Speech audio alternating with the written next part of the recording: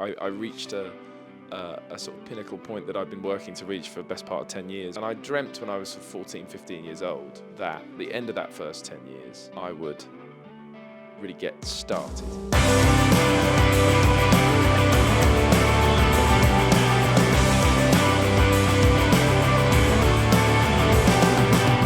Football was the obsession.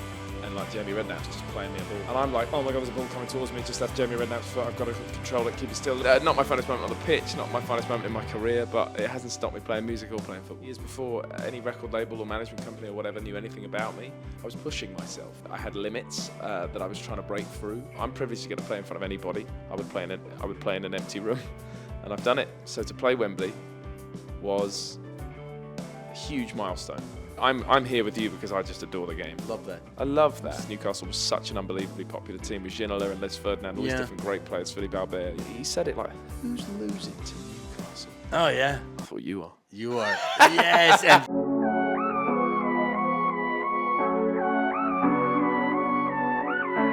And I don't even know if I have to intro who you are. I mean, it's pretty obvious, but thank you for joining us on the first half. James Bay, a Newquay fan, a Magpie. Pleasure.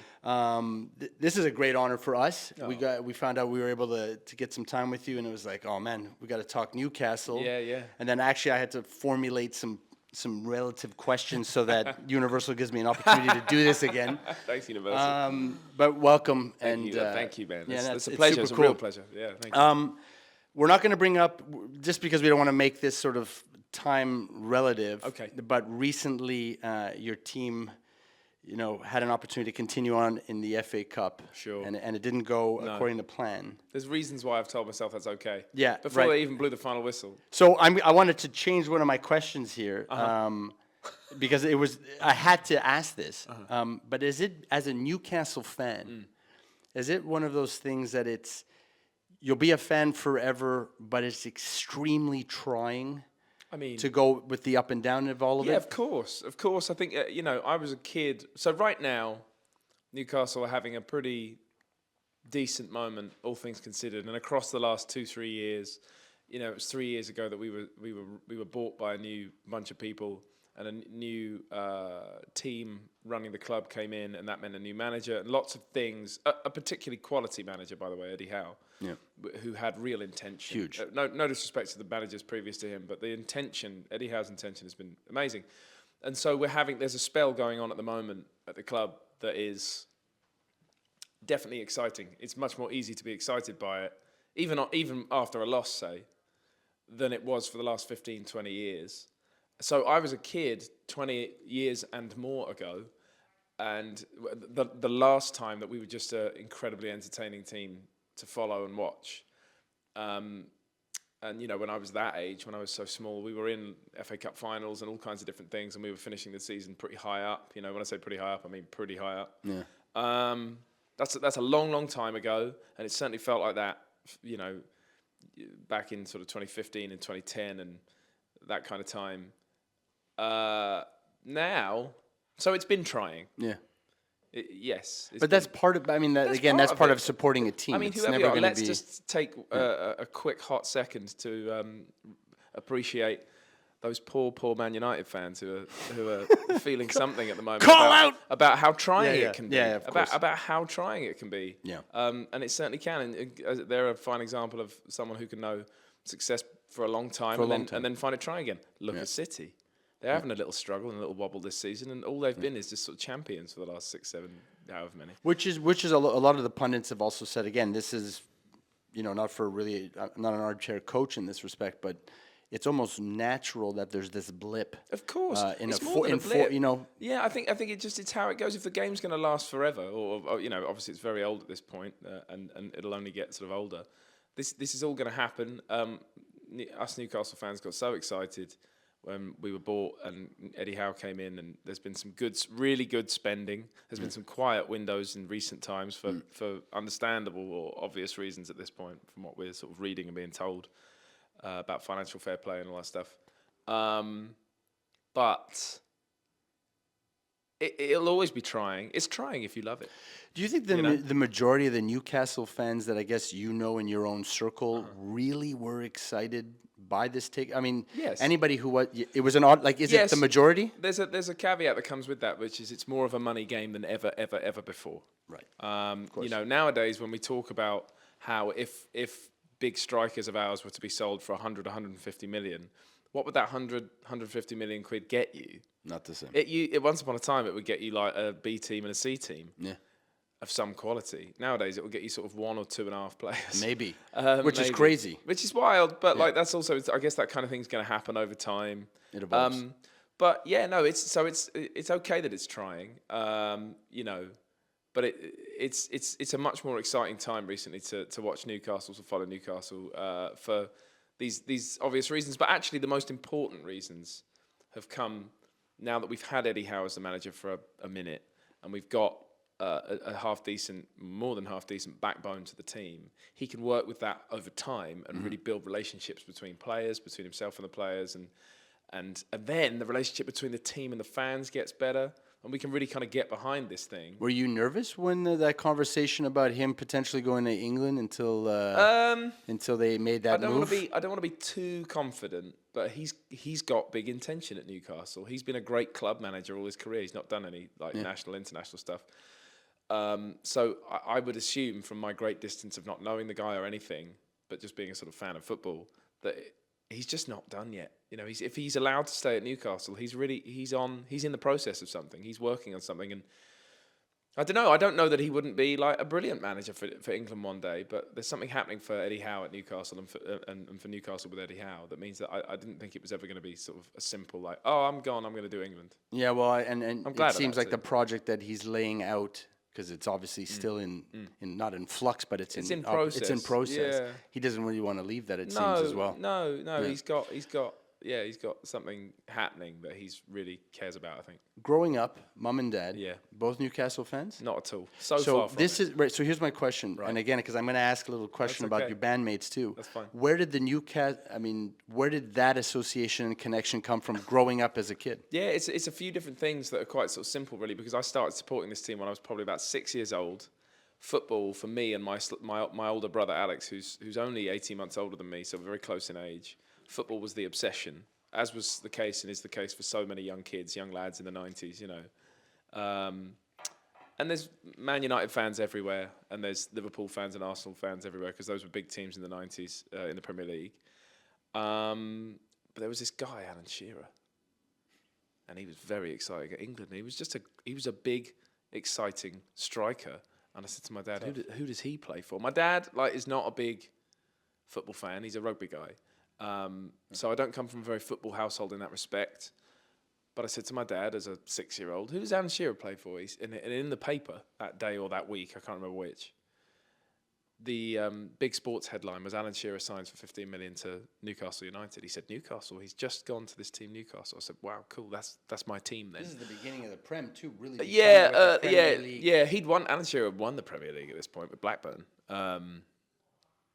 But yeah, from that moment on, I didn't think about where I was from. I'm not from Newcastle. I don't have relatives from up north, from the northeast, which is an important detail within like who you might support. But there's also no rules.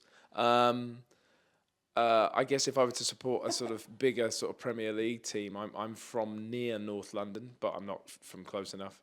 I'm sort of from near Watford, but anyway. You're not going anywhere near I'm loving Newcastle since I was just a little boy. So I've stuck with them ever since. And Alan Shearer was so exciting. And you know what's wild? I might as well say it. It's a big name drop. I've already said it enough times.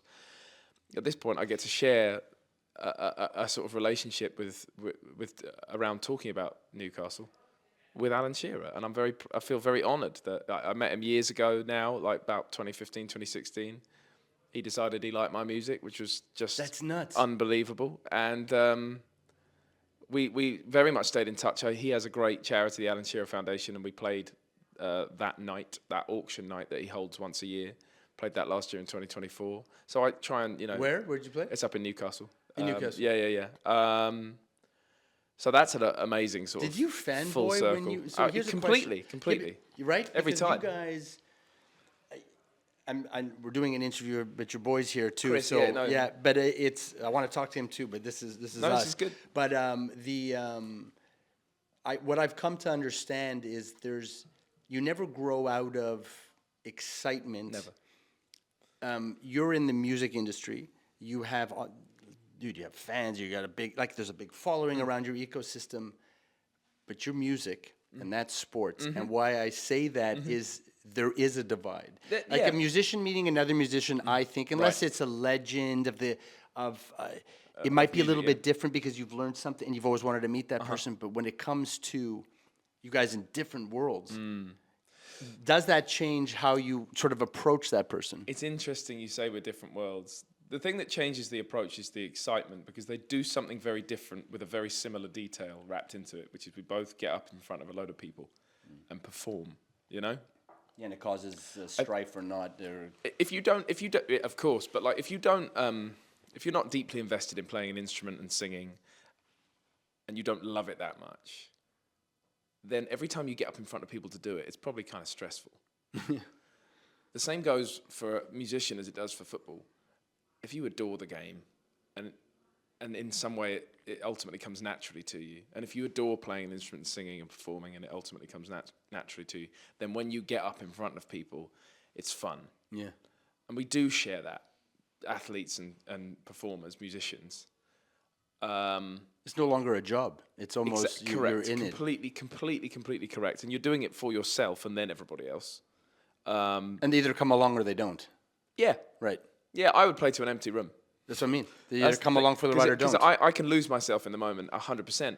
And I've shared this with loads of different footballers, you know, that I've talked to and shared this. And it's really sweet and wonderful thing, because their enthusiasm and fascination with what I do is so often the same as mine is for them. I'm just me, so I don't know what it's like for them when they talk to other musicians, but I've talked to lots of different footballers who I'm a big fan of, and connected on this in a big way. And it's a wonderful way to relate, because we're also both aware that we do not do the same thing. And some of those guys will pick up a guitar and they can just about find their way through a few chords. Yeah. And I'm as kind as I'll ever be with that, and say, just maybe try and move a finger here. And when I'm on the pitch doing some sort of charity game with a few sort of celebrities, as I've been very lucky to do. Yeah. And there's like 50,000 people in Old Trafford or the Etihad, as I once did. And like Jamie Redknapp's just playing me a ball before the game. Before the game started, we're just warming up. And I'm like, oh my God, there's a ball coming towards me. It just left Jamie Redknapp's foot. I've got to control it, keep it still. And whereas Jamie Redknapp's just throwing a ball back and forth, like just knocking it back and forth. So there are similarities, and it's a wonderful, and there are big differences. It's such a wonderful thing to have connected. I always loved my experience of that. And last summer, 2024, was it the Euros? It was the Euros, wasn't it? Yeah. Pandemic really messed that up. Now we sort of don't know what's happening. There's like is it the World Cup? Is it Euros? Yeah. It's a really weird one. But we went. Yeah, and England had a hard time in both Euros. So I mean, back is not been great. Proud to say we got to the final on the second one, and sad to have seen Gareth Southgate go. But the thing I'm saying is, we went and played. Gareth Southgate asked if I would come and sing a set for the lads before a training camp before the competition, just as a sort of little fun evening bit of entertainment. And I was absolutely honoured. I got to chat with all the guys. And it's just, it's... How was that experience? It was amazing. I'm trying to say they're very lovely, real people, focused on the thing that they're very good at and love to do. But they're just as fascinated by sort of what I do. And there is a sort of innate connection, similarity, I was going to say, but connection is better, between us as performers. It comes back to that word. That's the combining word, performers. Performers on a big stage. Yeah, and that's not to. I feel and worldwide, but let's not forget that too. It's not a big stage. It's not 20,000 just in your local. No. It's a big stage globally. Both them and yourselves, or just performers. Have to deal with a different kind of mental sort of heaviness. Yeah, absolutely. It's hard too. So you have to absolutely love it. Would you have ever wanted to have been a professional footballer? Big time. Like I did when as a kid. I lost my. I think I was a sort of nervy, kind of anxious little kid, even though I had a sort of relatively sort of natural athleticism. That's not to say I was necessarily any good, but I had a natural sort of athleticism and movement with a lot of different sports. So I had a sort of private desire, but when it became a public pursuit in any way. So just getting up in front of like other teams at little school tournaments, I found it so stressful. And the personal one-on-one, even insular nature of playing guitar in my room, writing songs privately, and then when I'm ready, slowly sort of easing that out into the world, whether it's a pub open mic or whatever, that pace all worked so much better for me, and I loved music, and it made me follow that. But yeah, absolutely. And I was playing for little clubs and stuff till I was about 12, and then I really sort of started to put sport behind me as I sort of invested myself in music. But I signed a record deal when I was 22. I'd had a sort of manager, my managers since I was 20, and I felt like something could really be happening for me in music, and I felt at that time like I could confidently call it, yes, my passion, but also my work. And that allowed me to fall very much back in love in a more open way with football. So about because of the disconnect. Yeah, because you were focusing on something else. Yeah. Because my more than 9 to 5 experience was music. And then I suddenly, about 23, 24, I got back into playing, and I've been playing like, friendly kind of amateur 5-a-side, 6-a-side Like Sunday league games. kind of thing. Yeah, like since I was 23. I'm 34 now, and I love it. Are the I bandmates absolutely and the love tour managers all nervous about you getting your Yeah, ankles? yeah. snapped? So I've always been fine, except one night when I was on the Friday. On Friday morning, I was due to fly to Poland and play at a festival. On Thursday night, I played my regular game, and I really badly fractured my wrist. My wrist, I mean, obviously both wrists I need for playing not guitar. so good. That was not, so I went and did the show anyway because I felt terrible. I was sat in the emergency room, and they just They went. bandaged you up. Yeah, and they attached bandaged you me to up. the guitar. No, there was no guitar playing. I could not do that. But That's amazing. I couldn't say I'm not coming to do the gig. I felt so guilty, so I went and sung the gig, and the band played, and it was great. Not my what a finest great moment. story. That's a great story. It was also not my finest moment, of course, but You're not your finest moment but on the I pitch. have not my finest moment on the pitch, not my finest moment in my career, but it hasn't stopped me playing music or playing football. Good man. The importance. What is your opinion on the importance of music in football? I would say sport in general, but I like where we're talking. That's okay. I think it's all the arts in one way or another, right? Like I know sport is sport and not so much the arts, but it's all entertainment. It's all inspirational. Yeah. We have to have that. But does it have to? Would sport survive without the wow. element of music? I don't think so, actually. I don't think I've ever thought about that. It's such a broad and massive thought. But like, music is music. If music didn't exist, what would the fans do at the game? Wouldn't chant, wouldn't sing. Exactly. You have to have all that. There's a rhythm. Yeah, well, they'll talk about there being a rhythm to a team's game. Right. And it's not 4/4 time or 2/4 backbeat or anything like that.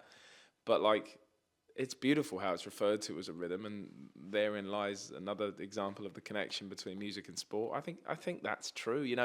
I think in my sort of world of music, even since years before any record label or management company or whatever knew anything about me, I was pushing myself.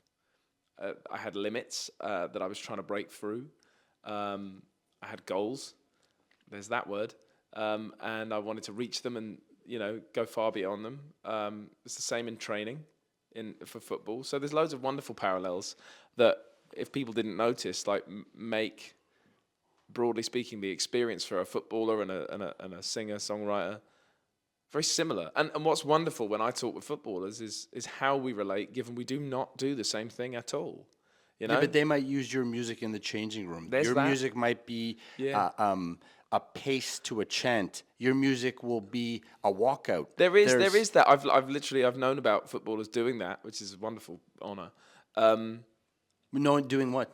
Using my music in those ways. Amazing. Yeah, and they've told you this. They've come up and said, "Hey, man." It's very outrageous. Fantastic. And in return, for me, the pursuit of playing football is the greatest. What's the word? If work is stressful for me, which I want it to be in a way, because I certainly care and want to sort of strive in my art and my work, then I'll use football as a release. I'll play. I'll watch and I'll play. To just step out of my brain for a minute and be somewhere else. And it's just such a vital thing, and I love it for that reason. The way an athlete uses music to zone out before their job. Zone in, zone out. Zone out, yeah. Sometimes I'm playing football so I can be in decent physical shape and, not be a total kind of slug when I need to sort of get around the world and get on stage every night. There was this stuff going on online I saw recently, and I gotta ask you, did this game ever happen between you and Noah Kahan? Did you guys ever get together and actually have a kick about it? We have. So I ran a game in North London for 5 years, and Noah came. He came and played. I think he played on my team, and he surprised a lot of people. I don't want to say Like with his ability? Yeah, I don't want to say I didn't think he could do it, and I knew he was incredibly passionate Chelsea fan and football fan. Yeah. But you don't really know if a guy can move on the ball. Very And different thing than being passionate. He really, really can. We've played FIFA together. We do all these different things. And like when we were out in America in 2019, he was, by the way, like Noah Kahan's like obviously a giant superstar at this point. And once upon a time, humbly, I found myself in a position where I could invite him to open for me. And he did. He came on tour and he was opening for me back in 2019. And he had this fancy app on his phone where he could find a pickup game. Oh, yeah. Like, oh, okay, Noah, let's go fight. So in any town? In any town. Well, most towns. Not, Whatever, you know. Yeah. So we went and played together. He's great. Noah's really great. Great athlete, ultimately. That's amazing. As well as a sort of artist. As well as an artist. And I've played with Noah. Yeah. Did you, do you actually, when you travel, do you ever get an opportunity, and it's funny because I was picking the brain of your boy that's in this room with us right now. Do you ever get a chance on tour to run out and actually play a game in town somewhere? I have done over the years. I have. It depends. There's varying different amounts of guys on my crew, who can or want to play football. That's sort of varied drastically over the years. Sometimes it's lots, sometimes it's not really anybody. I remember once in Barcelona we played a show and the promoter told us afterwards, he said, you should have let me know that you were so into football. It wasn't for him to sort of know this. This was like 2015. He said, I'm really well connected with the Barcelona football team. And he said, you'd be welcome to come to training. I said, I mean... Like training as in gear up and hit the pitch? I don't really know. Doesn't matter. It doesn't really matter. Oh, no. I would do that. Tim, brilliant friend, I will say a good friend of mine at this point, Tim Krul, which I'm very honoured to be able to say that because Tim played for Newcastle for something like 11 years. That's cool. He was a great keeper for us. He has invited me on various occasions, and when he was still at Newcastle, I think it was again back in about 2015, he had us along to training. He was in like rehab, coming back from an injury, so it was a quiet session. Me and some of the guys came to training, and we were able to sort of get changed in the changing room and kick a ball around. Did you get the initials on the gear? And he gave us so much stuff as well. He gave us so much like kit. But that's so cool. It was really cool. Here's a question for you, and I had this written down, but I got to ask it. So there's a movie. It's several parts, but it's called Goal. I know about it. So my question is, you as a Newcastle fan, I don't know if you've seen this or not, but it's about it's a U.S. kid who gets drafted in plays for Newcastle. Signs for Newcastle. Yeah. And my question is, as a Newcastle fan, does it absolutely draw you mad, like you hate it, or do you love it because the movie? Yeah. So I've not seen it, but I knew that about it. I think it's great fun. So do I. But it doesn't drive me mad. Yeah, I'm just curious. No, I think we can. It's a thing. I would love to live. I'll watch that movie and live vicariously through the whole experience. Absolutely. Like I think that's great. Yeah. Oh, you have to see it. We're gonna. Isn't David Beckham in it? Is he in one? No, I think he's in the second one. That's right. So there's a series, and he ends up playing for Real Madrid, and there's this whole thing. But one day we'll reconnect. Yeah, I want to know if you've seen it because the whole thing's about him experiencing mash and pie and hitting. Amazing. He's a Mexican kid from LA. Yes. I'm just curious. No, I love it. I love that because a lot of football heads are super against that film. That's a shame. Yeah, I agree. I think. I think it's good. I think that's good fun. And also it is, of course, as we know, kind of a wild experience. It'd be one thing to come from across the Atlantic or whatever to a London club because London is such an international city. To go to Newcastle, to go to Manchester, to go to Leeds or whatever, it would be coming from South America or whatever. That'd be crazy. Crazy. It might be feeling sad, and we watch it all the time. I actually remember an interesting Sergio Aguero. I remember watching a little bit of a documentary once, and he had a really interesting existence playing for Man City. I think all of his family and his kids were in Argentina. They didn't come over. He said, not really. No, they wanted to raise the kids in. I think I don't know if I've got this completely accurate, but the strain, the emotional strain for him is what really translated. He was like, no, I'm here on my own. I play, we win, I get paid really great, and I send loads of money back home.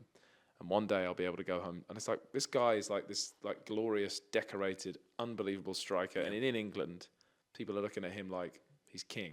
Yeah. He goes home to his house. Granted, his sort of enormous footballer's house, okay, but Sure. still, like, Empty. and he gets through another night, and he gets up and does another day. It was one dynamic that was sort of being painted in this thing by him. He's saying that's what I do, and one day we'll Reconnect and sort of do it the other and way. I won't be sort of stuck here. Yeah, interesting, huh? kind of Well, interesting. there was a documentary that I saw recently where it shows that a lot of the Argentinian players connect with each other on a constant weekend barbecue to keep some sort of familiarity, right? Beautiful. Because they do like massive cookouts, Yeah. outdoor grills.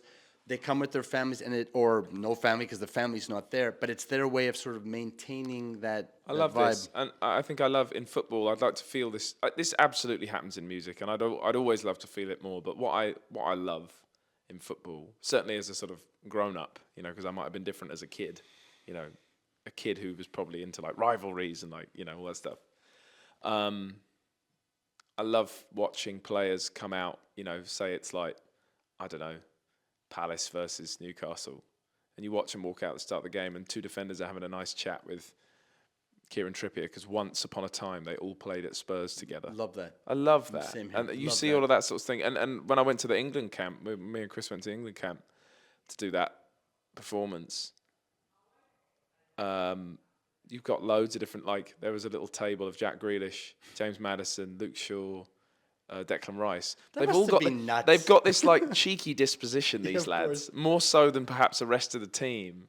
And so they hang out together. I don't think any of those guys play on the same team. You got a City, a United player, you got a Spurs player, and an Arsenal player. That's so That's cool. fascinating. On that table, you got two massive rivalries. They don't care. They love each other. They're playing football. Well, again, if they've grown up, if Yeah. they've grown up in the same sort of system They in have. the UK, then at some point they probably crossed, or at least they all know that they've gone through the same thing to get to where they are, There was and that's the bonding. Declan Rice and Mason Mount were a recent famous pair of Chelsea academy lads, you know, and Reece James was at the, you know, doing that. It's just lovely. I love all that stuff. Your teammates, you guys all support the same teams or no? With the band, we've got some football lovers and some people who don't. We've got a Man United fan. We've got an Arsenal fan. I'm a Newcastle fan. We've got a Southampton fan. So that must be fun. It's fun, yeah. It's You all, guys it's get all, to go at each it's all- other. But by the way, you'll probably know this. In and throughout music, there are individuals who love music and couldn't care less about sport, and those guys are great, obviously too. Like, you know, it's nice. That's nice. I don't know. You don't. You know, I'm here with you because I just adore the game. Right? Yeah. This is how it was an honor for us to be able to approach you that direction too, just because. I love it. Let's broaden the horizons. No, right? No, but that's it. But it's so intertwined, and so for us, it's every time we find a connection with music and football, or just football in any stream of community, we want to explore it. Music is beautifully intense, and if you get to do it for a living, you're very privileged. I feel that for myself. I go on tour. I go to things where I meet other artists, and one of the wonderful. It's not always the case because, like I say, there's loads of musicians who don't so much like care about football. That's great. That's okay. But when I'm sort of stood, I'm trying to think of an example off the top of. I mean, Noah's a great example. Noah will sooner stand and talk with me about how Chelsea are getting on in the league and how Newcastle are getting on in the league than anything to do with any music. Right. That's okay. We have our managers and our labels, and we talk about the music and the work with them, and that's great. You know. Well, so football. The thing with football is it connects everybody everywhere, and it's the one sport. In my opinion, that you don't have to speak the same language. No. And if you can use one or two players' names that are beyond their region, you've now connected with that person. Yeah, I don't know why this has reminded me of this, but I just remember checking in at an airport once. I don't know where we were flying, and somebody might have had like a football top on or something from our team. I mean, I don't think I did at the time, but maybe I had a Newcastle top on. And the guy said, "You like football?" I said, "Yeah." I said, "Newcastle fan." I said, "Who do you support?" He said, "I support Cristiano Ronaldo." Amazing. I said, "What do you mean?" He said, "Wherever Cristiano plays, I support." And it was at the time when he started bouncing around Juventus, all these different. That's yeah, but it's not. Anyways, It's kind of sweet. I kind of loved it in a way. That mean because that person just likes sort of everything that's going on, doesn't have that sort of connect. It's you won't necessarily get away with that in England. No. Go on, Chris. I was saying the same for you with Alan Shearer. I mean, it's true. It's true. It's funny. Okay, so that is true. It was the same for me as a 6-year-old. It was all about where does Alan Shearer play? And I guess if he hadn't have left, you got to wonder if he'd have gone to Man United, which is always this fun rumour because Ferguson was chasing him. Sure. Or if he'd have stayed at Blackburn, would I have supported those ones? Probably. But that said, I'm sure in hindsight as well, like back around the mid to late 90s, Newcastle was such an unbelievably popular team with Ginola and Les Ferdinand, all these different great players, Philippe Albert. You know, they were in that ethos at the top anyways. They were being discussed. In the way that, you know, in recent last 10, 15 years, you've had at the top, it was kind of like Man United, Man City came into it. Arsenal have always been up there. Liverpool, you know, Spurs and Chelsea. Chelsea have been up in the top, you know, for the last 20 years, one way or another. Well, yeah. I know you're struggling at the minute, but you'll be all right. No, now doesn't count. What are you doing rubbing that in? Right now doesn't count. The last couple of years, it's all part of it. It's all part of I don't know. Yeah. Anyway. It's all part of that Russian party, which we're just gonna let go. Sure. Question and then we're going to move on, and then we'll get ourselves into 12 questions. But if you can do this, do you have a favorite musical performance to date? Because obviously there's lots going on. Is there a specific? Mine? Yeah, is there a specific show? I mean, it's really. By the way, you're asking me this. Like, it's not fair. No, it's okay. It's okay. Like, this is very fresh for me because it was only 2 or 3 weeks ago that I reached a sort of pinnacle point that I've been working to reach for the best part of 10 years, which was that I played Wembley Arena in London, which was 10,000 people, sold out show. It really made me feel a lot of lovely, very good, very positive things about the work that I've been putting in. And I was saying in an interview earlier, like I'm at this point where I've been doing this for just over 10 years. And I dreamt when I was sort of 14, 15 years old that I would do a first 10 years. And at the end of that, this was a dream. At the end of that first 10 years, I would really get started. Nice.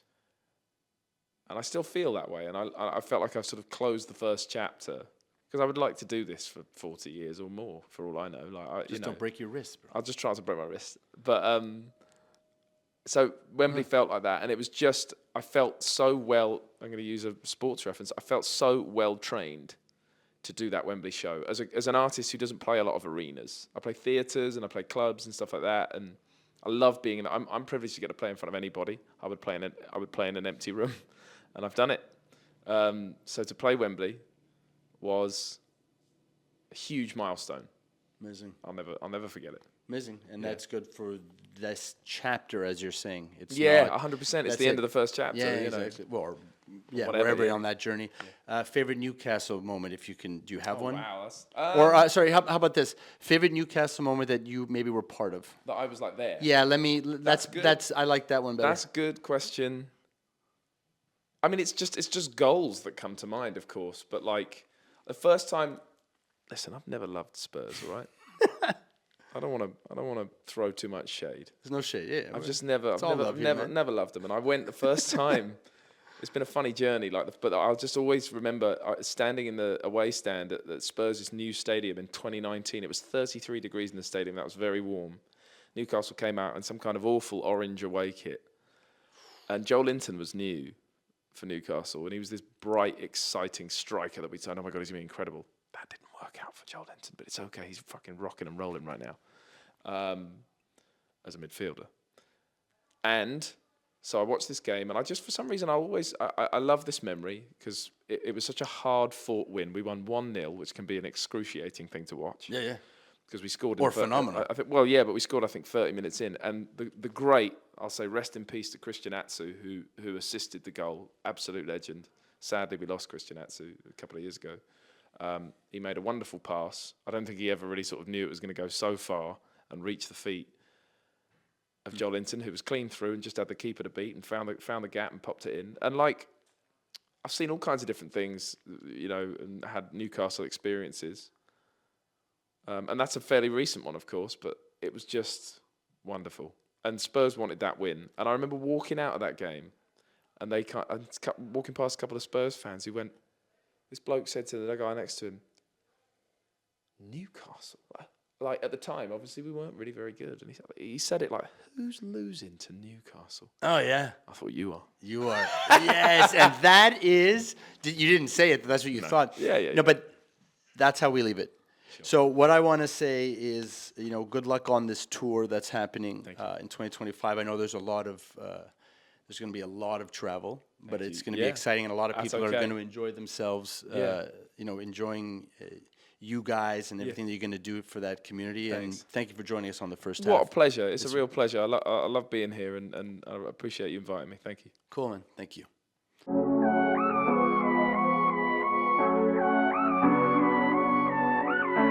All right, 12 questions. I'm ready. James Bay, you ready for this? Yeah, All I right. think so. Yeah, you're ready. You're ready. All right, question 1. What is your favorite film? Interstellar. Number 2, what is your favorite song or band? That's very difficult. Song or band? I'm going to give you song and band. I just adore Wild Horses by the Rolling Stones. Amazing. Love this. Big tune. Favorite sports team? Newcastle United. Favorite, that was, this one shouldn't have even been in there. Favorite athlete, dead or alive? Dead or alive, you got to respect Pele. Beautiful. He ran forever. He did. Is he still the only guy to win like 3 or 4 World Cups? It's crazy. Yeah, he is. Respect. Favorite food? Favorite food is tough, but I'm going to tell you it's pizza. Amazing. What is your favorite drink, alcoholic and non-alcoholic? I like a margarita. I like James Bay likes a margarita. I love it. I like a Pinot Noir, just to give you some variety. I like a cup of tea, to give you some real variety. I love it. Number 7, what would be the first thing you would buy if you won the lottery? Wow. Maybe a bit lame or predictable, but I'd love an absolutely stunning old 60s Aston Martin, and I'd like to have the money to afford to keep it nice forever. Wow, That's why I need to win the lottery. Yeah, for all of that. Yeah. Got it. Dream trip. Dream trip. It's a good question.